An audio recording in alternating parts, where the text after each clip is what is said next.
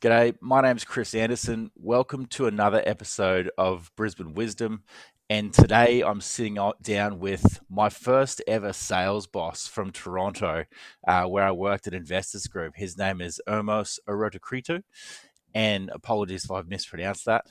And Ermos was with IG for around 20 years, and he's had an amazing career over that time and now been able to step away and do some other things. I'm looking forward to jumping into everything that Ermos has to say, and I certainly appreciate that he was a great role model for me starting in sales. Ermos, what can you tell us about yourself? Pleasure to be here. Thanks so much. It's an honor to be here.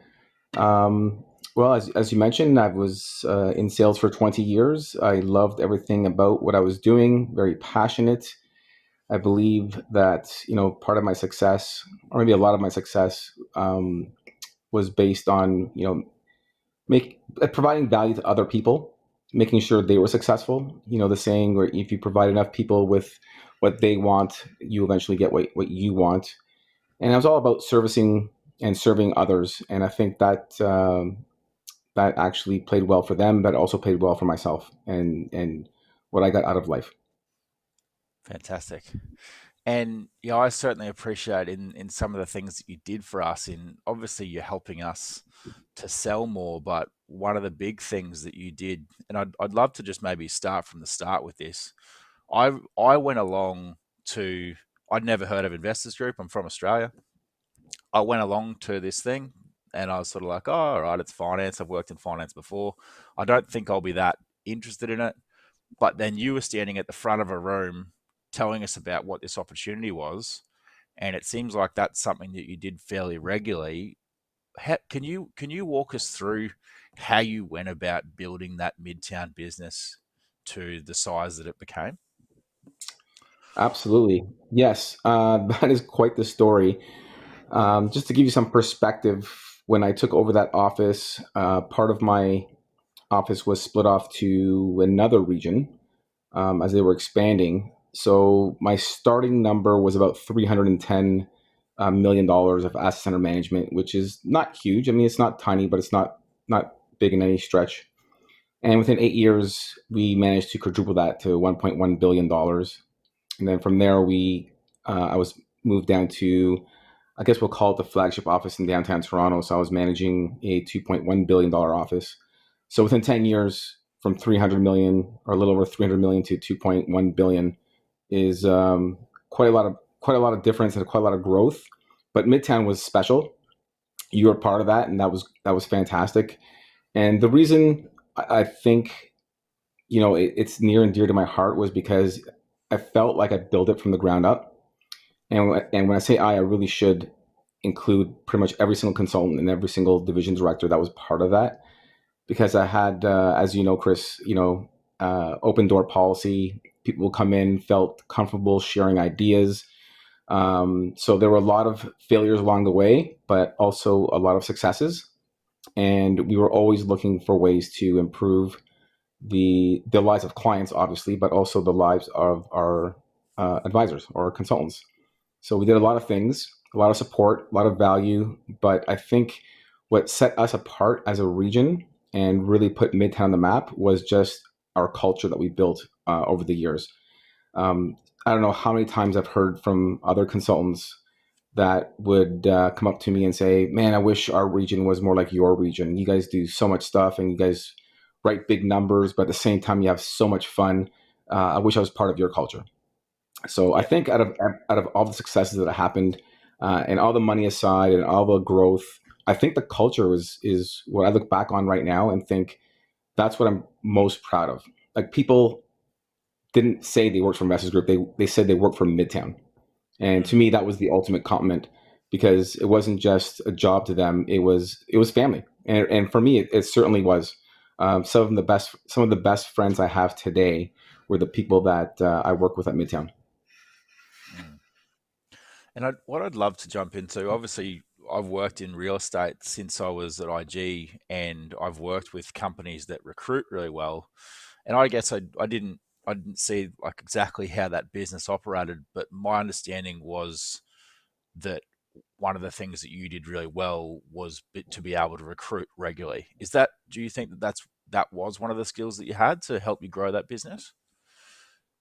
Absolutely. We did recruit more than any other office, but at the same time, no other office had the amount of referrals that we had either.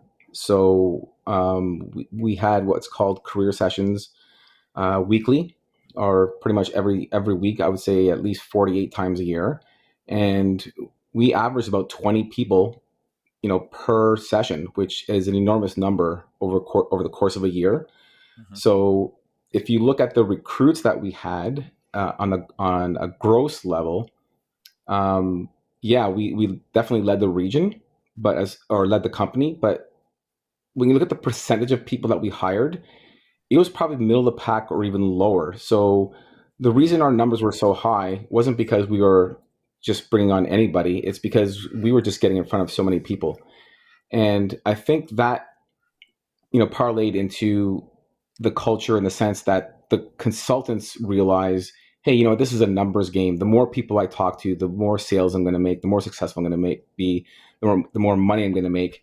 So that kind of led by example. I mean, obviously, I didn't have clients, so the only way that I could lead by example is by going out there and recruiting amazing people, which includes yourself, Chris, by the way. Thank you. And that was amazing, and that helped the culture. And when half the room is referrals from other advisors that love to work there, it makes my job a heck of a lot easier to try to recruit them if they were the right fit, because they kind of already got an inside view of what they can expect if they worked at my office. Mm. And I think the other thing that, and I think it's just lucky for me to have gone to Toronto and ended up at Midtown with you, where I can see that you're recruiting heavily, but you also value training and a growth mindset heavily. And then when I went to real estate companies, I ended up at Keller Williams, who really do exactly the same thing. Lots of recruiting, lots of training, lots of probably NLP or something along those lines, something to do with personal growth, or something along those lines. And it just so happened that I work with sales leaders that worked in that same manner, and I'd never really come across that before. Can you walk me through that growth mindset and that value of training over time? Yeah, big believer of Can I, which is constant and never ending improvement. And again, I practice what I preached. Um, just some examples. People will come into my office and we discuss their goals for the following year. And every once in a while, someone will say, well, I need to, reduce the hours of my assistant, or I'm going to cut back on this and cut back on that. And, my question would be, well, why? And, the response would be something along the lines of, well, I'm not sure if I can afford it. And I would remind them that they are in a commission based uh, role, so you decide what your income is going to be. So I would explain to them that you don't have an expense problem, you have a revenue problem. So if you don't want to reduce the hours of your assistant, or you don't want to cut back in any way, then what you have to do is find a way to make more money, and that way you can afford everything that you supposedly want to cut, and more. So that was part of the mindset. And then, of course, if you recall, Chris, we had all kinds of seminars and trainings, and I think our training schedule was like 3 times a week, and that didn't include the one-on-ones with myself and the other division directors. So there was never a scarcity of ways to motivate people or get motivated. So the growth mindset is huge for me, and a lot of times I practice what I preach. If you remember, I also had those weekly emails I would send out every single. Well, I would send out. I think it was Sunday night, and I'd work on it over the course of a weekend. And people come to me sometimes, and they say, Ermos, you're wasting your time. Probably 10% of the consultants even read those emails, and it takes you like 10 hours to put it together. And I would remind them that, yeah, you know what? It's great that 10% of the consultants are actually reading it and maybe taking it to heart, and maybe absorbing it and implementing it. But I said, part of the reason why I do it, it's not just for them, it's for me. I mean, think about it. I would have to spend 5, 8, 10 hours on my weekend watching motivational videos or inspirational videos or educational videos to put that email together. So, yes, it was great that that some consultants were using it and running with it. But in my mind, even if not a single consultant read it, it was still to my benefit as well. So I continued with those emails for many, many years, because it helped with my growth and my development as well. Mm. Let's just talk about that growth side. I understand that your first role you were working as an accountant. Is that right, or something similar? Accounting background. I mean, I didn't have clients that did tax filing. It was more accounts Yep. payable, accounts receivable. Yep. So Yep. I was in an accounting department in a Hmm. major hotel chain. Okay. And how did you end up in sales? Or how did you end up at IG? Was IG the first thing you did after that? Yeah, it was. It's an interesting story. So my office in this hotel was one with no windows. It was me and one other person, and one of the things which I enjoy doing is interacting with people and helping people and just having that communication. And I was getting none of that there. So I would walk in, and I mean, picture, imagine this. Not sure how the winters are in Australia. I'm sure they're a lot better than they are in Canada. But as you know, in the winter months in Canada, it gets dark at maybe what 4 p.m. and the sun doesn't come up until like 8 or 9 p.m. So or a.m. Sorry, like there will be days where I'm driving to work in the dark, and I would park underground, and then I would walk to my office. Lunch I would have in my office, and then I would leave the office at whatever 5 or 6 p.m. And as I'm leaving, it's still dark. So there will be times where I might not see sunlight for 3 or 4 days unless I decide to go out for a walk, in the afternoon. And I was slowly dying inside. I realized this wasn't something that I enjoyed doing. I was okay with the number side, but I didn't feel like I was making a difference, and I knew that I wasn't going to be there long term. Now, it turns out that I was investing. I was a client of Investors Group, Hmm. and my consultant at the time, his name was Don Mulvey. He had the group RSP for our company, Hmm. and we always had great conversations. And I would ask him questions about finance, and I did a lot of stuff on the side. So I was learning stuff about finance and investing and insurance and estate planning and tax planning, all for fun. I wasn't doing it for obviously money generating reasons. I was doing it because I actually enjoyed it. Mm. And then it came to a point where I start asking Don, is Investors Group hiring, and what does it take to become an advisor? And then one thing led to the other, and next thing you know, I ended up being in a career session just like you did, Chris. And there's a gentleman at the front of the room, and he was explaining how this business works. And I'm like, a light bulb went off. I'm thinking, this is exactly what I want to do. Like, here's an opportunity to make unlimited amounts of money.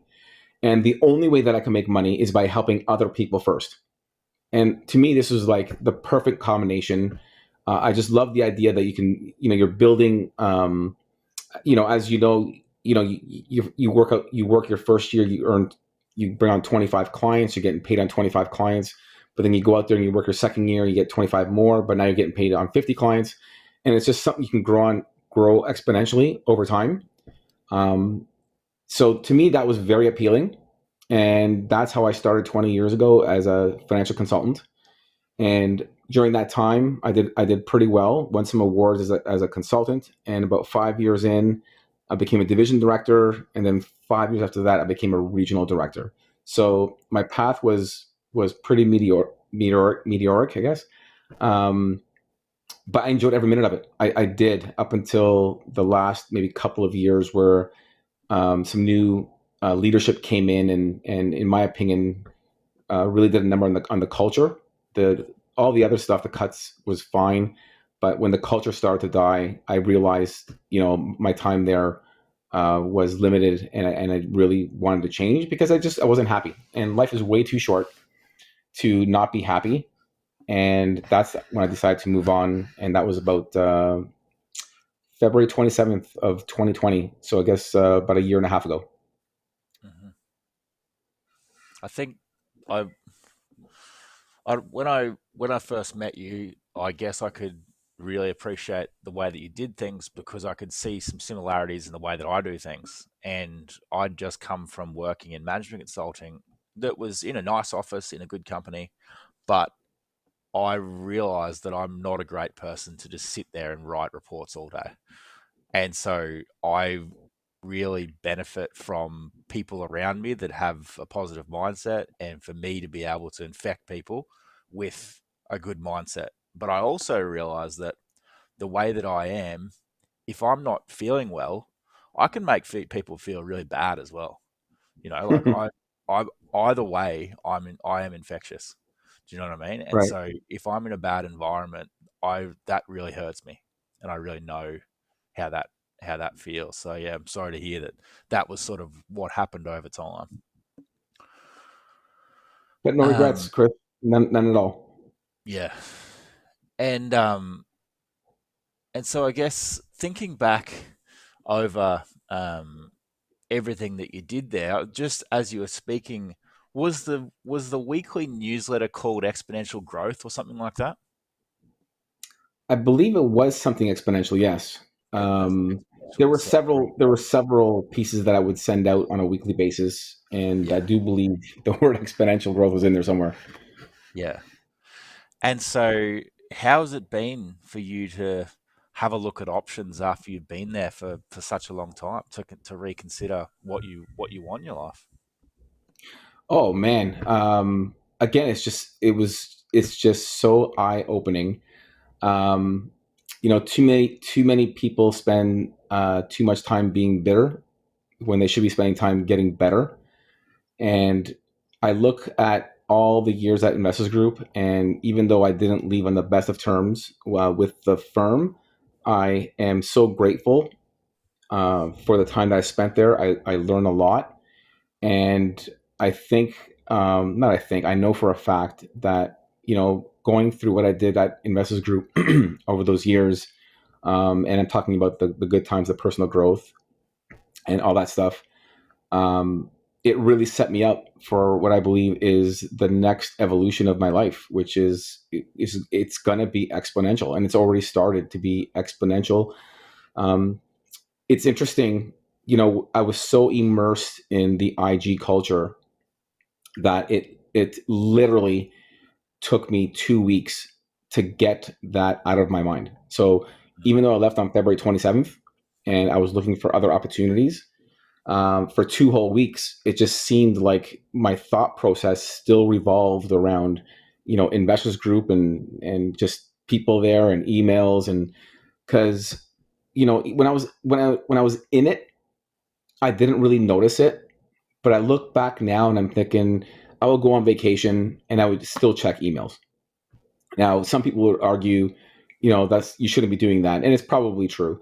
But I just couldn't help it because, again, it wasn't because I was worried about anything. It's just I always felt, what if somebody needs me? Like, what if somebody needs me urgently? How would I know? Like, I would never know if I didn't check my emails. So for a couple of reasons, one, just making sure my people are taken care of. But secondly, in my mind, I was thinking, well, I don't want to go back to the office after a week of vacation and have 1,000 emails sitting in my inbox.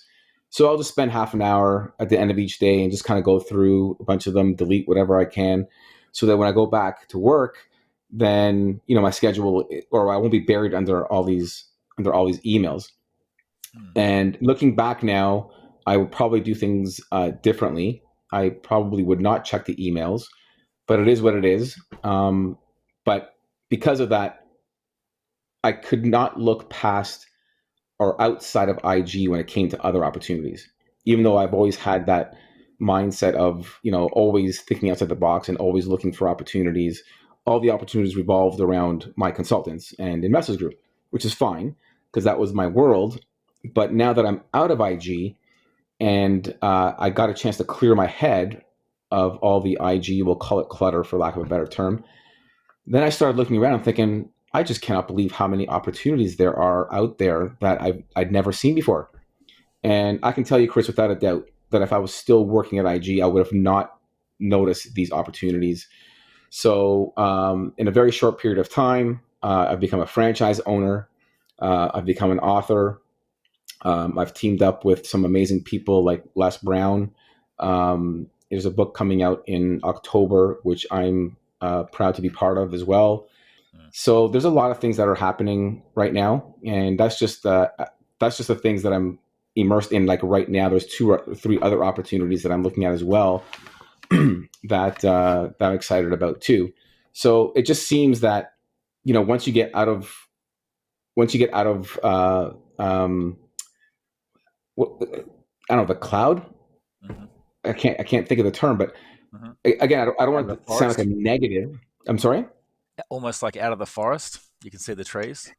Yeah, exactly. You said it great. Um, yeah, it's almost like the world's opened up, and I realize now that I'm going to be so much better off uh, outside of IG.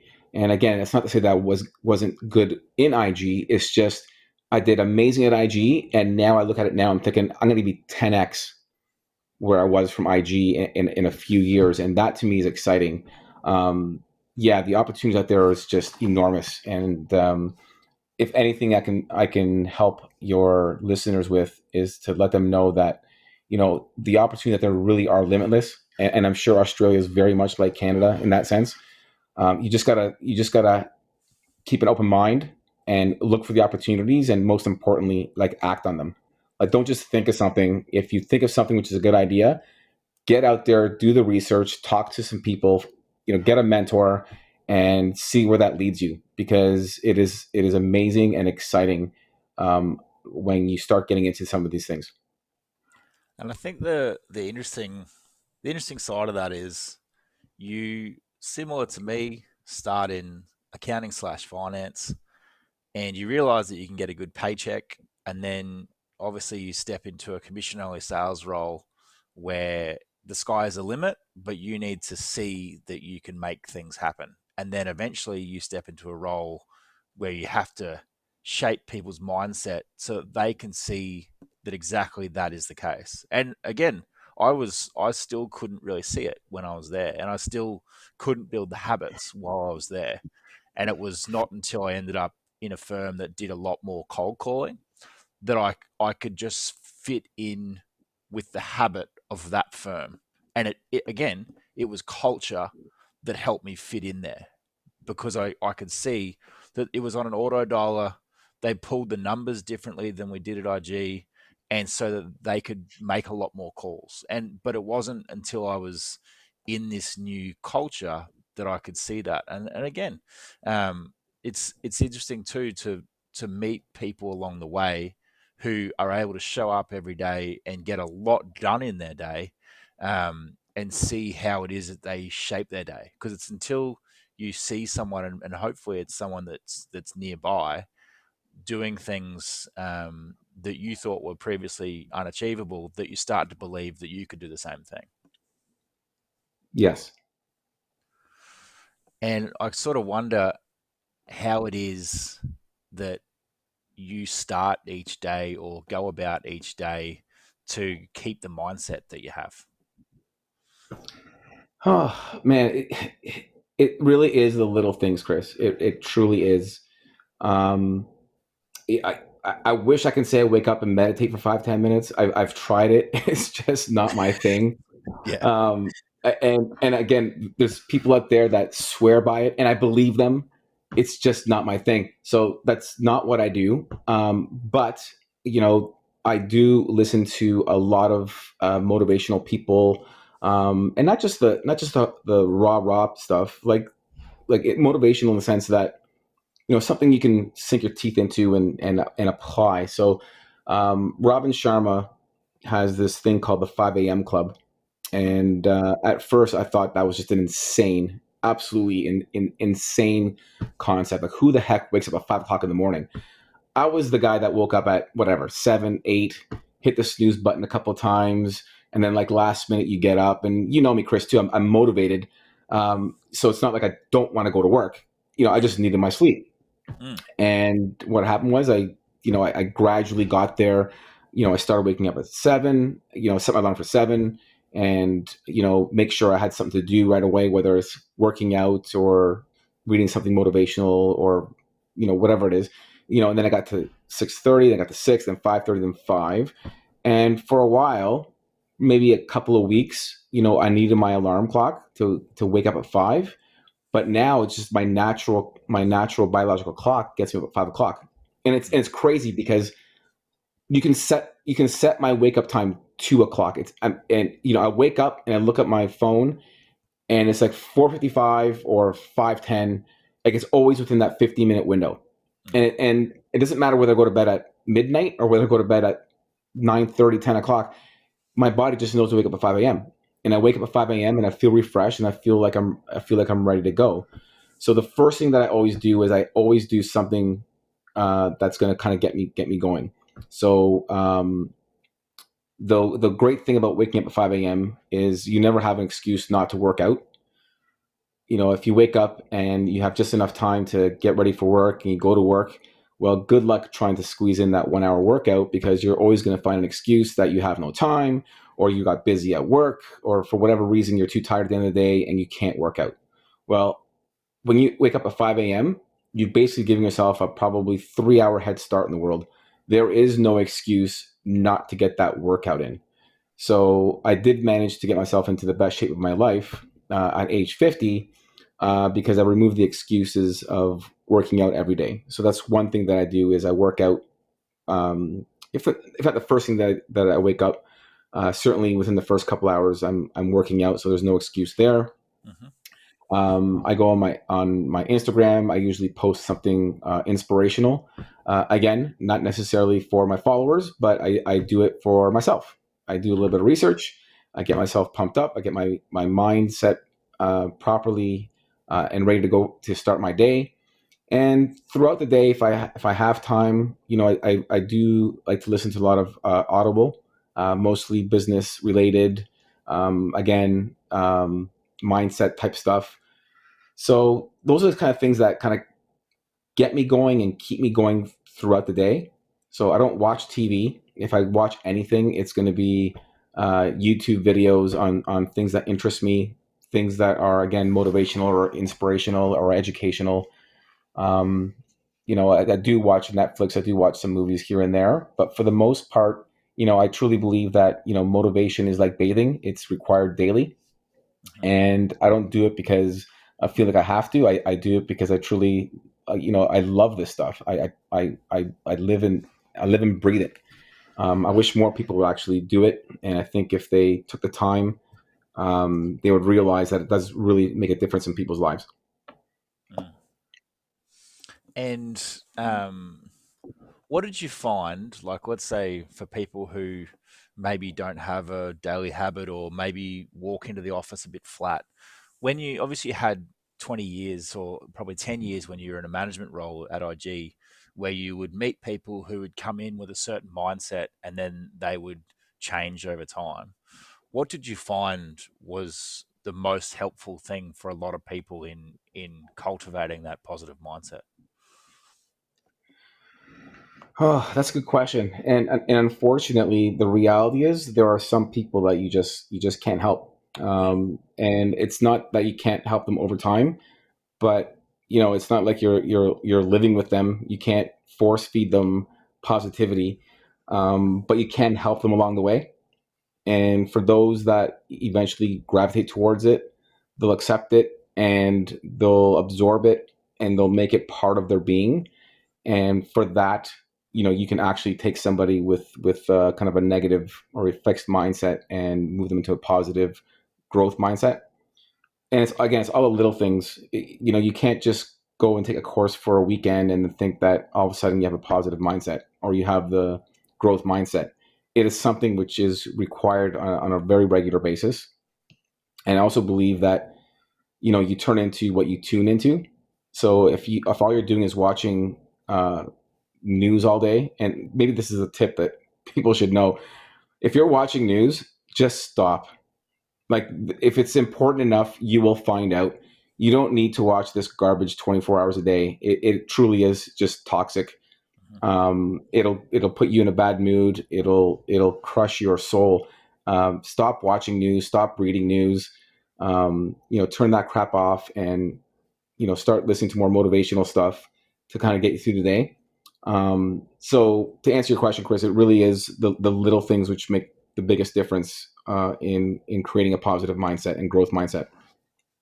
And one thing that interests me, and I certainly know that at times I can deal with this, but are there times where you're almost your positivity, people just can't believe it? Like you have a goal, and then other people just can't see it, can't see that that would be your goal and that would be achievable. So sorry, can you rephrase that question? I'm not That's sure. all right. So, like, obviously, you're a super positive person. You're going to get up every day. You're going to do the work to get what you want. Are there times where you are so positive and so sure that you can achieve something that there's detractors there who basically go, "Oh, that's not achievable, mate. You can't. You're not going to be able to do that." And obviously, for you, it's like, all right, well, watch me because I am going to do it. But do you find that you come across people who try and knock you down and say that those things aren't achievable? I love those people. Those are the best people.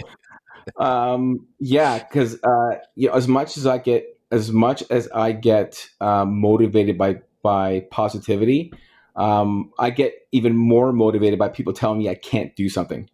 So if you tell me I can't achieve X, Y, Z, well, by God, I'm gonna just achieve X, Y, Z, or die trying. We can't control the thoughts that come into our minds, but we can control the thoughts that we dwell on. So, I will do it just to prove them wrong.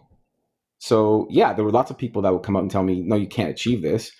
And I loved proving them wrong. And, at the end of the day, it really, if it's to be, it's up to me. And if I believe that I can do it, then I'm definitely going to do it. And it's happened so many times in my life that now I've reached a point where I truly believe that there's nothing that I can't accomplish if I want it bad enough. Can you think about some of those first stepping stones of maybe a stretch goal that you didn't think you were going to achieve that you did, like back There's in the probably a early days? few. Um, I think so. I'm not sure if this was necessarily a goal, Hmm. but okay. So yeah, so not sure if you're aware of this, Chris, but there was rankings at Investors Group. They used to rank all the regional directors from 1 to 120 or 125, whatever there was at the time, Hmm. and depending on an array of different results, you'd move up or down those rankings depending on how well you were doing. And again, there's a gentleman that his name is Bill Charles, and he was the VP. Or actually, he was the executive VP at the time. And I was winning those awards as a division director, Hmm. and he knew how much I enjoyed competing and winning those awards. And when I was applying for the regional director role for Midtown, I remember him saying to me, how are you going to feel, not winning the trip next year? Because I had won this trip 5 years in a row, and it's only the top 5% that win this trip, so it's not an easy task to accomplish. And and I said, well, what do you mean? He goes, well, as a regional director, you're basically starting from scratch. It's going to be tough for you to win that trip. And he wasn't saying that, out of malice. He was just saying that in his mind, as a matter of fact, you're starting from scratch. It's going to be very difficult to finish in the top 5%. I Hmm. believe it's the top 8 out of the 120, 124 regional directors that won the trip. And I just took it as, watch me. I'm going to give it all I got and just see what happens. And sure enough, not only did I win the trip, I actually finished number one in the country, which had never been done before in the entire history of Investors Group for a brand new regional director to finish number one. I knocked off some giants at the time. And of course, I didn't realize what a big feat that was until later on when I realized, some of the other regional directors who were absolutely amazing people. But I came into the region with just a huge amount of energy and new ideas, and changed the mindset of my division directors, which in turn changed the mindset of a lot of the consultants and the new recruits. And we just got on a huge roll. That first year was just a roller coaster of just amazing firsts. yeah, I look back. I mean, there was a lot of good years at Investors Group, but that first year at Midtown was truly something special. Like I was working, and I'm not suggesting people should do this, but um, when I first became the region director at Midtown, I actually rented an apartment right next door to the office so that I can be the very first person in the office in the morning to turn on lights and the very last person leaving the office to turn off the lights. So I truly was working probably 80-hour weeks. And that was just physically in the office. And then I would still be taking my computer home on weekends. Again, I look back now and it's probably wasn't the best way to go about things, but that's just the way I was built at the time. Hmm. But when you're working 80 to 100 hours a week, it really rubs off on other people. The work ethic went through the roof in the office. People that weren't wearing ties knew that there was a dress code now. It truly was it truly was a special thing to happen, and culminated into being the number one regional director in the country in my first year, which I assume will probably never happen again because it didn't happen up to that point. So that's one thing that was told to me, that I couldn't do it, and I did it. There's several other as well. Um, I remember I used to do career sessions as a division director. So basically, what other regions were doing, or other offices were doing as a region, I took it upon myself to do it as a division director. It's almost like I wanted to build a region within a region. That's how big my goals were. Hmm. And I remember walking into Midtown, my very first management meeting. My division director said, "Oh, we tried career sessions. They just don't work in our area." And I'm like, "Huh, that's kind of interesting." And I've already kind of touched on this. We took a region which didn't even do career sessions because they were so bad, to the number one region in the country based on career sessions.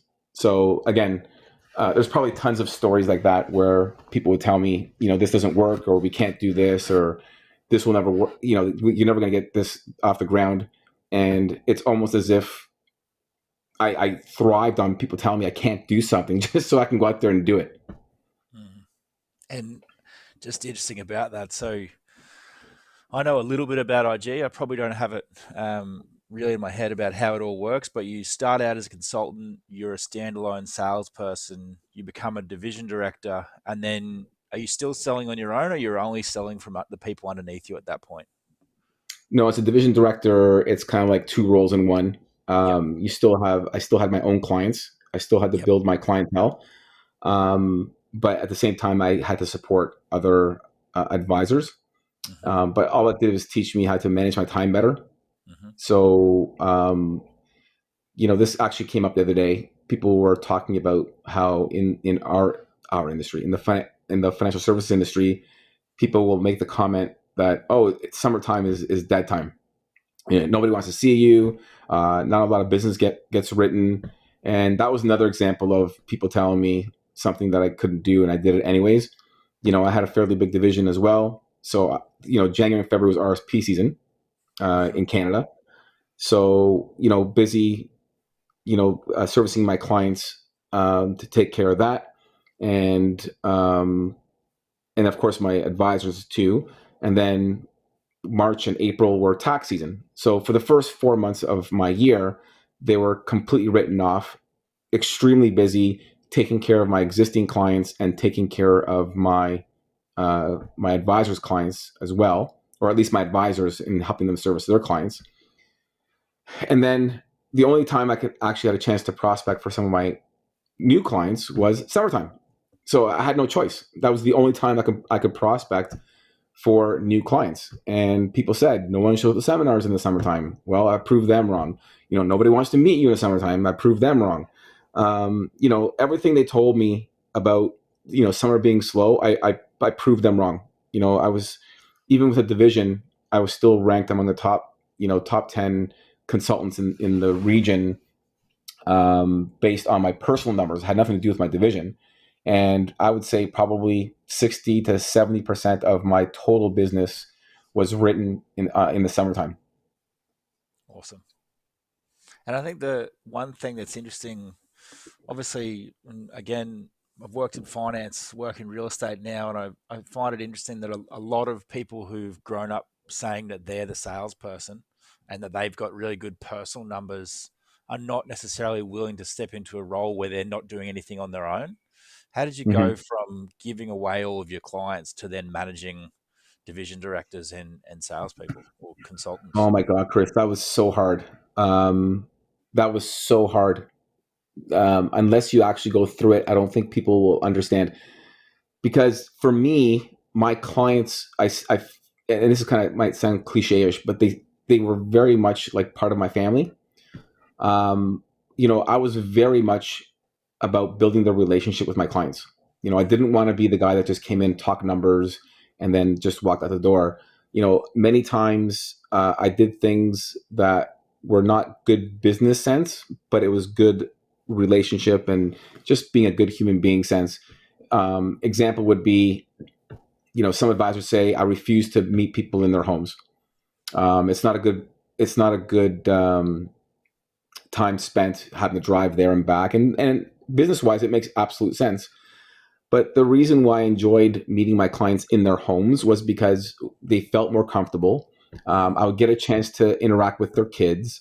You look at the pictures on their wall, you find out what's truly important to them, whether it's fishing or hunting or sports. I just found that, visiting my clients in their homes really opened them up a lot more. And a lot of times it included some drinks and dinners that were served, and we just laughed. And what should be just a meeting talking about finance and their money ends up being a conversation about life lessons and how they grew up.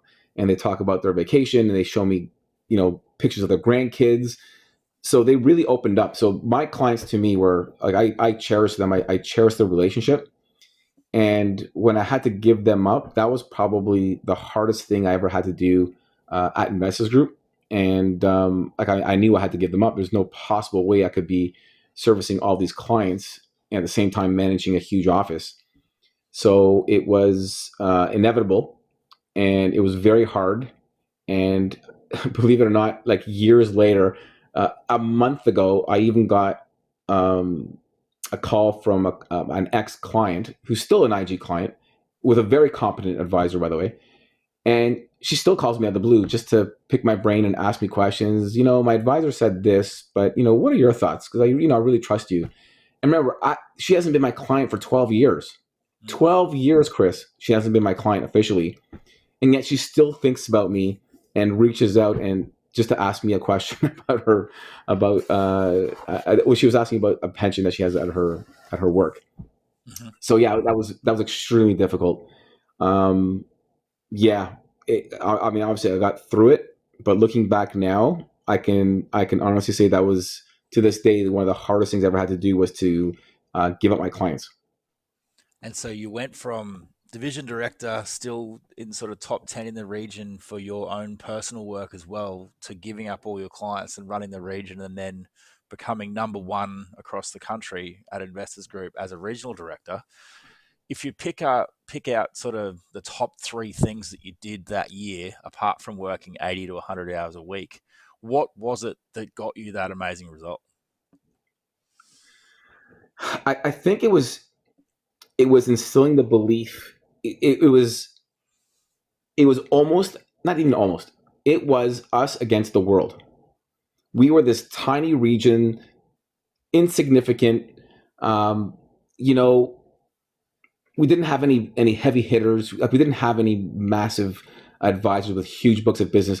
It was just a bunch of blue collar, mostly younger advisors that were hungry, and they were just looking for someone to come in and lead them. And it I think back now and I'm thinking, like, that was, for me, that was probably the best scenario to walk into, because there was a lot of people in the first 3 or 4 years in the business that were just looking, and they were thirsty for some leadership. And not just leadership in, oh, here's a concept, or yeah, work harder, like leadership in the sense that instilling the beliefs that they're worthy to get these huge $1 million clients or close a doctor or dentist or whatever it is. So, probably the first thing was to really get my division directors or to rally my division directors. Like they were basically my generals going into the field and, passing on the message or supporting that message on a regular basis. So putting the right people in place was very important. So made some changes at the division director level. Brought on some hotshot division directors as well that were hungry to be able to train the other advisors. So that was definitely part of it. It all started with the management team, and then from there it was creating all this support. Like I never ever ever wanted anyone in my region to fail in this business and ever blame like myself or Investors Group. And I hope to this day I can say that that's never happened where anyone could come out and say, yeah, I would have made it, but Ermos didn't care enough, or he didn't provide enough support or enough value. The amount of money that I spent and my manager spent on the region, on helping prospects or bringing in coaches and bringing in speakers and flying in top advisors from all over the country to come speak to the region. The seminars, every single month. Well, I actually ended up being every single week if you throw in the seminars that I did for the consultants as well. Mm-hmm. But thousands of dollars were spent on seminars where we basically created this turnkey prospecting for the consultants. All they had to do was invite people to the seminar. And we would get anywhere between 50 to 100 people to these seminars. We provided them with wine and coffee and desserts and some hors d'oeuvres.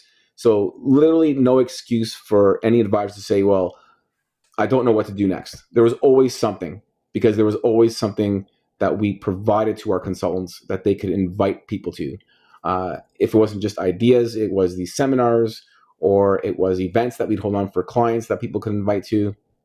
So that was the other thing as well. So I guess the first one was, putting the right people in place with the right work ethic and the right growth mindset.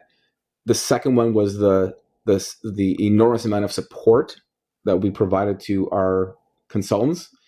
And the third, I think, and this can't be understated, and I mentioned this before, was the culture. A lot of times, I would head out for, lunch or dinner at Midtown, and I would peek into a restaurant, and guess what? There'd be like 7 or 8 Midtown consultants just hanging out, having a beer, Yeah. sharing a plate of nachos, and discussing ideas and concepts. And to me, I wore that as a badge of honor and pride. And like, what? These guys have families to go home to, but you know what? They want to hang out with their colleagues and share ideas, and what? Even some horrible failure stories too, right? And that's okay too. So I think those three are a large part of what led to the success of Midtown. Yeah. Excuse me. And I think the interesting thing for me was I didn't really appreciate what you were doing with the seminars at the time, because I'd never been in a sales role before to understand what was usually offered. But Mm-hmm. now that I'm no longer at IG, and I've seen other things, I realize that I've never had an environment like that where my business leader would give me an opportunity to put people in a room, and you would effectively sell them on ideas so that I can then go and close them on ideas. Like was that something that you came up with? That was an IG thing, or that was just something you sort of had an idea and ran with it? It was mostly an idea that I ran with. The reason it came about was, when I found a time in my career where I felt I was stagnating a little bit, Hmm. or I wanted the more exponential growth. I learned from people that seminars is a great way to go. You get an opportunity to get in front of a group of people. So, instead of trying to close one person at a time, or at least get one person at a time interested in what you have to offer, now you're getting 20 or 30 people, right? So it worked really well for me. And as you know, one of the greatest fears in life for people is public speaking. or as Seinfeld said, um, the second biggest fear in life is death, and the first biggest fear is public speaking. Mm, So people would rather die than actually be caught public speaking. So I knew there were a lot of barriers to being able to take advantage of these seminars, and I wanted to remove all those barriers. So I was willing to do all the work, and all the consultants had to do was just basically invite people. And the beauty of it was, there was no pressure to bring out a huge amount of people. For anyone who's done seminars in the past, it's almost like, unless you can get 10, 15, 20 people out, it may not be worth your time to do all this work and give this presentation for, say, 5 or 10 people. mhm. So another problem for the consultants were, even if they were comfortable delivering a speech or a seminar presentation, well, what if they do all this work, spend all this money, and 5 people come out? It looks bad on them. So I even removed that pressure from them. Was, okay, you know what? I don't really care. Invite one person out. Invite 2 people out. Well, we have a region of 80 to 100 consultants. Even if 10 to 15 participate, but they all on average bring 2 or 3 people out. Well, guess what? Well, there's like 30, 40, 50 people per seminar. So we've even removed the pressure of having to invite lots of people out as well. And I felt that it was key for a lot of consultants' development, because what happened was, if they came across somebody that may not be interested, or maybe they were on their chicken list, for instance. So an example would be maybe a consultant that's still in the first couple of years. They're not entirely confident in their ability to close this big client. Well, guess what? Don't take my word for it. Let me invite you to this amazing seminar. There's going to be a speaker there. It's going to be our regional director. We'll have a glass of wine. There'll be some hors d'oeuvres, some snacks, whatever it is. You can sit back and relax. No one's going to sell you anything. All you get to do is listen to this presentation. And at the end of the presentation, you can decide whether or not it makes sense to move forward. So I took away a lot of the objections for consultants to not be successful. And that was just one of many things that we did. And I think that helped a lot of consultants launch their career, um, especially if you're a brand new consultant coming in and you want to get a lot of people out. That's a fantastic way to get 10, 15 people exposed to what you're doing. And it's very exciting when you're just getting started and you've already got 10 or 15 appointments booked, 10, 15 motivated people booked, and close 5 or 6 clients and make yourself a fairly hefty paycheck to get your career started. I think that went a long way to providing some comfort and some encouragement to some consultants. Yeah, and I think one of the biggest things I really took from working at IG was the concept selling. I'd never really seen that, and I think when I got to go to when we had the training in house, and then when I got to go to those seminars, and you'd walk through all those concepts. If you'd go to a few seminars, eventually you'll learn the concepts, and then eventually once you learn the concepts, you can walk someone through the concept. But is that those concepts? Some of those you've come up with on your own, some of those you've seen. Like that was the thing that I really think that you had a skill of working out a way to talk to someone about insurance that no one can really understand what it is, and actually tell them a story and say this is how it could work. Yeah, I think you're right, Chris. Facts tell, stories sell. Too many people, including salespeople, especially, they'll go in and they'll say, "Well, this is 30% better. Or this is 10% cheaper." No one cares. Honestly, no one cares. Like, they don't. You can talk about facts all day long until you can actually resonate with the person or the prospect. You're not going to close them. So yeah, you're correct. All my concepts revolved around a story. A lot of times it was stories that were my own stories, in the sense that they were the stories of my clients. So it was more impactful for me, which made it easy for me to be passionate about what I was talking about. But to answer your question, whether they were my concepts, I'm all for R&D, and you know what R&D stands for, right? Yep, research and development. Yeah, well, Am I wrong? that's Different your R&D. version. That's your version of R&D. My version of my version of R&D is rob and duplicate. So, um, what I did, and this is a true story, by the way. When I was fairly new in my career, I had no problem getting in my car and driving 5 hours to Montreal to pick the brains of some of the top advisors.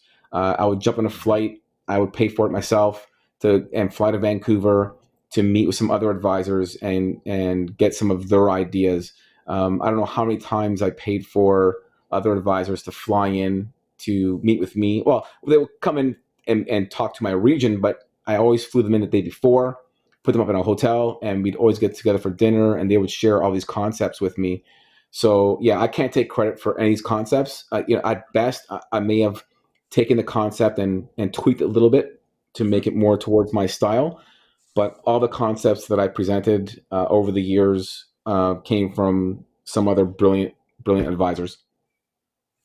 And I guess since we since I've worked at IG, obviously you've worked at IG, a lot of the listeners maybe haven't. Is there a concept that you like that maybe you could run us through just to give people a feel for how that works? Wow. Probably not one that would make sense Okay. to people who aren't in the industry. Yep. But what I can say is, what I can say, Chris, is that I'll kind of give an example of how I brought things to life. So, Mhm. true story. I'm sitting with a couple. Um, they were referred to me by some other clients, and I remember having this conversation, and they were amazing clients, really nice people, not a ton of money, but I also love dealing with people that were just good people. Yeah, I fired $1 million clients and kept clients with $50,000 simply because I just enjoyed working with them. But I remember, we're having this conversation about their finances, and their kids were in the corner and they're kind of playing with their coloring books or whatever they're doing. They're being well behaved, and we're talking about tax savings and vacations and that kind of stuff. And it turns out, I would always ask questions to get them to open up about, what motivates them, what are their hot buttons. And they mentioned, oh, a couple of weeks ago we were at Disney, and then all of a sudden, they're talking about Disney, and their eyes light up, right? And the kids start going crazy. Oh my god, yeah, Disney, right? And it was a moment, and I'm like, wow, like they must have had a really good time because this entire family here is just going crazy talking about Disney, and they started showing pictures, and so clearly Disney was, something which was very emotional and impactful for them as a family. And of course, I asked the question. So do you plan on going again next year? And they said, no, no, we can't do that. And I said, why not? Well, because it costs $5,000, and we just simply can't afford to be going to Disney World on a regular basis. So yeah, we don't know if we can ever go again, or when we'll go be able to afford to go again. So I asked, how much does it cost, or how much did it cost you? And this was $5,000. This was probably 10, 15 years ago, so it probably costs a little bit more now. But at the Mhm. time, it was $5,000. So when I walked away, and again, so in reference to your listeners, what we normally did was the first meeting was all about gathering information. So, incomes, assets, liabilities, that type of thing.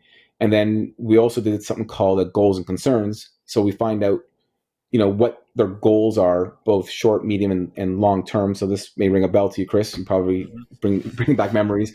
Yep. And Fond memories. so, I'm sorry, I say fond memories. fond memories. Yep. So, I didn't say anything at the time, but in the back of my mind, I'm thinking, by God, I got to find $5,000 of savings somewhere, right? So sure enough, I went back to the office, put pencil to paper, and did my stuff, did my thing, and I found a way to save them $5,000 every year in tax savings. So I remember in this second appointment now, so I'm going through the presentation, and of course, you're going through a presentation. What are you talking about? Facts, right? Big deal, numbers, numbers. And then it came out to the tax savings part, and I said, "Oh, and by the way, if we implement this strategy and that strategy, we're going to be able to save you. I'm going to be able to save you $5,000 a year in taxes." So I'm waiting there, and I'm thinking, I kind of suspected I wouldn't necessarily get the reaction that I was hoping for, because at this point, you're probably 30 minutes into a presentation. There's a bunch of numbers being thrown around. I'm sure they're somewhat excited, but they're probably a little bit confused. But then I remind them, and I said, well, this $5,000 would represent a free trip to Disney World every year if you choose to go. And Chris, like, their eyes lit up like dinner plates. Mm. And at that very moment, like, I knew it was over. Like, I had them. They would become clients, and of course they did. But that kind of proves my point in the sense that facts tell but stories sell type of thing. If you can create an emotional connection between what you do and or what you're doing for your clients, and how that will affect them in their real lives, that is what makes a difference. Like, that will truly make a difference on whether people will want to become your client, whether people will want to trust you with their finances, or if you're in sales or real estate or whatever it is. That's what's gonna, you have to connect with people, and that's when the magic happens, and that's when you will actually start to see a lot more success in your life, is when you connect with people on a life level, an emotional level, where people can relate to you and like you and trust you. And that's a small example that I can give you that would hopefully resonate with a lot of your listeners. Yeah.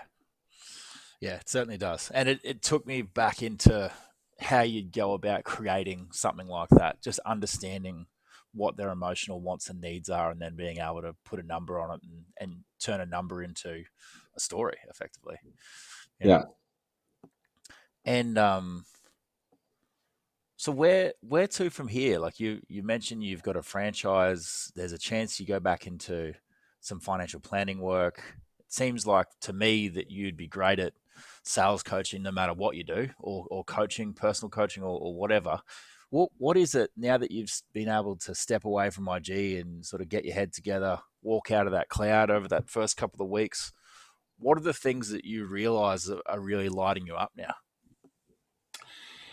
It's the opportunity to just make a difference in more people's lives. Hmm. So, working at IG, I did get a chance to impact a lot of people. Obviously, about 100 advisors, but then a lot of their clients as well, indirectly.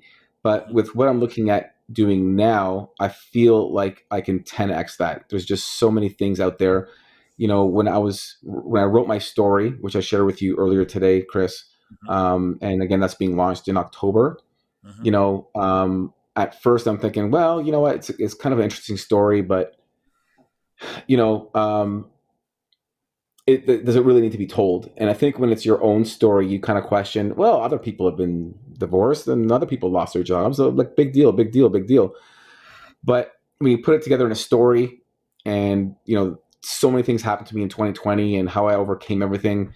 When I was talking to Les Brown's publisher, and then I started talking to my friends. They're like, "No, man, you have to tell this story, because you have an opportunity to inspire a lot of people out there that are suffering through some challenges, and your story could make a difference, right?"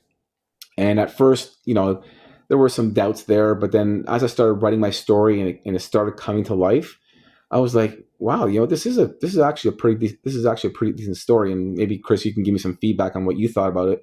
But by the time I went through the process and everything was done, and all the editing, and all the people in the publishing company kind of had their fingers in it as well, as far as they call it polishing and that kind of stuff. The end product, I'm thinking, yeah, that's pretty good, and I'm happy with it. I'm proud of it. But the funny thing is, you know, um, I didn't do it for the money, because there is actually no money in it for me, Hmm. because this is a collaboration with Les Brown. So all the proceeds of this book will go to Les Brown's charity of choice. I did it for a couple reasons. One was, for me, I found it very therapeutic. Just being able to kind of tell my story and put it on paper, kind of getting to walk through it and think through everything that happened to me. I found that very therapeutic. I think it helped me get over a lot of things. And secondly, when I was talking to another author, they said, "Do you think your story can impact one person, just one. And I said, well, yeah, of course, for sure. And he goes, write the damn story. Just write the damn story. And, that was kind of an eye opening experience as well. So moving forward, Chris, I have some pretty big aspirations, looking at opening multiple businesses and just putting key people in place, um, to kind of help them in their lives. And I know that, everything that I'm doing, will help other people in their lives too. So now it's all a matter of, seeing how many people that I can help, moving forward. It's actually really great timing that you share that story with me. And can I go into some of the detail? Oh, of course. Okay. So obviously, I've seen you as a leader. You're my first ever sales leader, and I always look up to you as a person who's particularly positive and seems like nothing would ever get you down. So you end up in a situation where the job finishes that you've had for a long time, issues with your relationship, and that finishes, and then you end up in a period of depression. And as I said to you via text, I it's very similar to what happened to me when I left Canada. And for a long time, I didn't share the full part of that story because there was mental health issues that were involved in that. And it's only in the last couple of weeks that I've come out and told people openly that I've been diagnosed with bipolar, and that's part of the reason why I left Canada. And Mm-hmm. so the big thing for me, though, that resonated for me was I ended up in depression when for me, I was in real estate and I wasn't doing well. I wasn't making the calls. I wasn't making the money. I ended up depressed. I ended up manic. I ended up in a mental health ward. And then my mum dragged me back to Australia. And I thought my girlfriend would come with me, but she decided to break up with me instead. And so Wow. for me, the big thing was, well, how did that happen? Why did that happen? And I realized that my girlfriend really just stopped believing in me. She wasn't on the bus with me anymore about what my goals and dreams were. And and it was a big fuck you. And it was basically saying, I don't think this guy's going to turn his life around. And at that point, just like you did, I needed to make sure that I could drop some weight. I needed to get out in the market again, see if I could find someone. And then I also needed to get my shit together, make some money, and pull my career in line. And also point out that this mental health issue was not going to mean that I couldn't do anything with my life. Do you know? And so when I read through your story, and I appreciate that a lot of the time it's not easy for us to be able to be really open in the story, and that's what I certainly see in the story that you wrote, that you were Mm-hmm. open and telling exactly what you went through. And so again, that that you talk about being in a sales position and being able to walk into someone's home and see what they care about and all that kind of thing. I don't think you can connect with someone really deeply until they really know the depths of what you've gone through.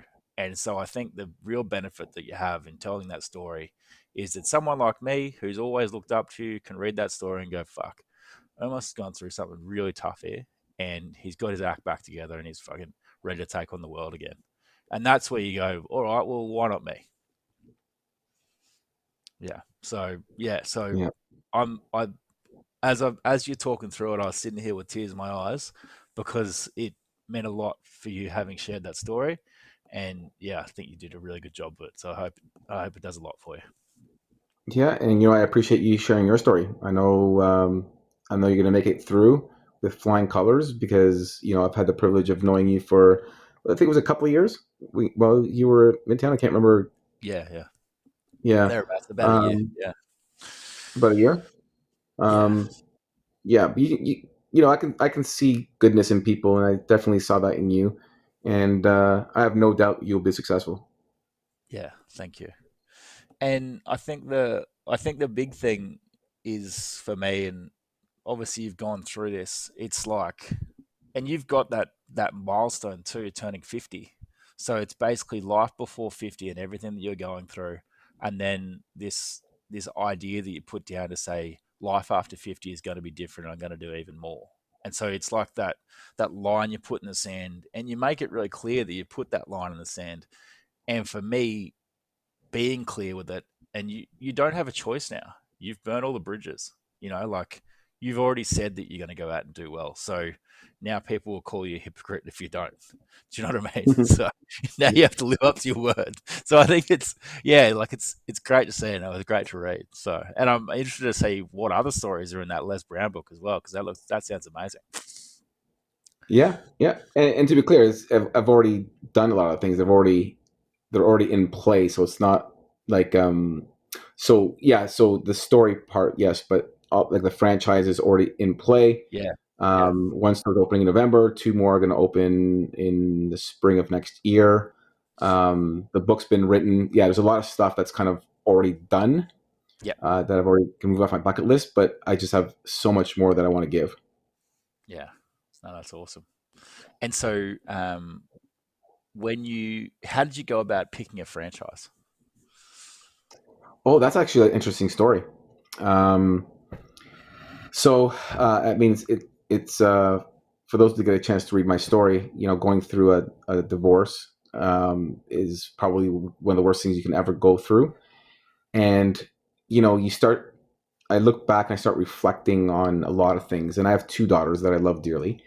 And there was one story or one situation that came up during dinner time. And one of my daughters, she likes to eat, and she likes to eat nice food. Whenever we go out, she gets steaks and salmon and that kind of stuff. And for whatever reason, the story came up that there's a keg mansion on the top of a hotel in Niagara Falls. So it's kind of like a higher end keg. Hmm. And I think at the time it was like she ordered a salmon steak and it was like $42, right? Um, and her mother, I think it was her grandmother mentioned it, but then her mother kind of reiterated it.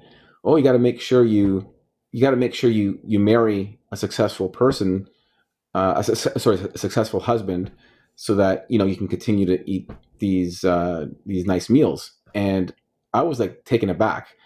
Like, believe me, I'm no feminist or all that kind of stuff, but I was like a little bit offended in the sense that, like, why would you tell my daughter that if she wants something in life, she has to depend on her husband to get it? And I'm like, no, she can go out, make her own money so that she can buy her own $42 salmon steaks at the keg. That's what I said, right? So then when I was looking back at that particular story, I realized that, she or my two daughters really didn't have the ideal female role models in their lives. So when I was looking for a franchise, I mean, obviously as an entrepreneur, I'm looking for something that's going to make money. Hmm. That's got to be part of it. But the reason I resonated towards this franchise was because it is almost exclusively run by women. I think 12 of the 13 or 13 of the 14 executives in this company are all female. It's basically it's a beauty bar. It's called the 10 Spot. Um, and something like 90% of the franchisees are also women. Hmm. So I'm thinking this is like the perfect marriage. This is no pun intended. uh,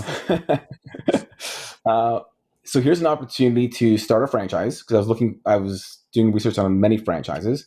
So I love the culture. I love the numbers. Opportunity to expand in Canada and also in the US because they just started expanding to the US as well. Hmm. And I'm thinking this is something that I can build, and then eventually I can pass, if they choose to, I can pass these franchises off to my daughters. Hmm. And it's a wonderful way to surround themselves with all these empowered, ambitious, successful women. So not only are they going to be able to earn a great living and run a business, but now they're surrounding themselves with great, amazing quality people, which happen to be women. And in their case, will be fantastic role models for their future. So that's how I ended up with this particular franchise. It was kind of like it kind of hit two parts of what I want to achieve. One, the franchise entrepreneur side, but at the same time, it was an opportunity to surround my daughters with really good, positive, ambitious female role models. So that's how I ended up with that franchise. Awesome. That sounds great. And yeah, hopefully your daughters can come to appreciate it over time, just what you've offered them. Hope And so. They're at that age right now where they don't. I don't think they appreciate anything. They're 17 and 14. And almost, we've been speaking for a little while now, so I certainly don't want to take up too much more of your time. But is there anything else you'd like to go through before we wrap up? um, I think maybe I'll just leave it off with if people really want to make a difference in their lives, you know, change your mindset. You know, definitely have a growth mindset. You know, you don't get in life what you want; you get in life what you are. So if you want more in life, you have to become more. I truly believe that. Surround yourself with quality people. This is a tough one, and you know, maybe some people might not like this message, but if there's people in your life that are holding you back, and this includes family members, like if you don't cut them out of life completely, start limiting the amount of time that you spend with people that are draining you or holding you back. And because you know, there's a saying that says you are the sum of the five people you spend the most time with. You know, I believe in that as well.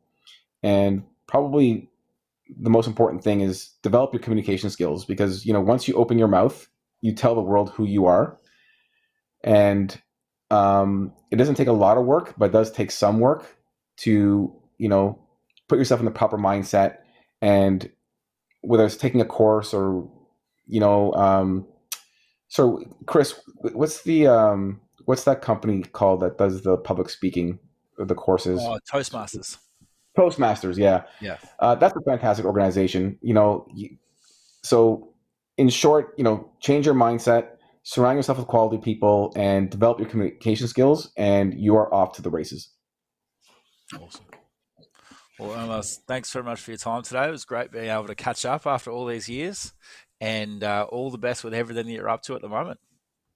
Thank you so much. It was an absolute privilege and an honor. I've had a really fun time, and I wish you luck in your future endeavors too, Chris. Fantastic. Thank you. Bye. My pleasure.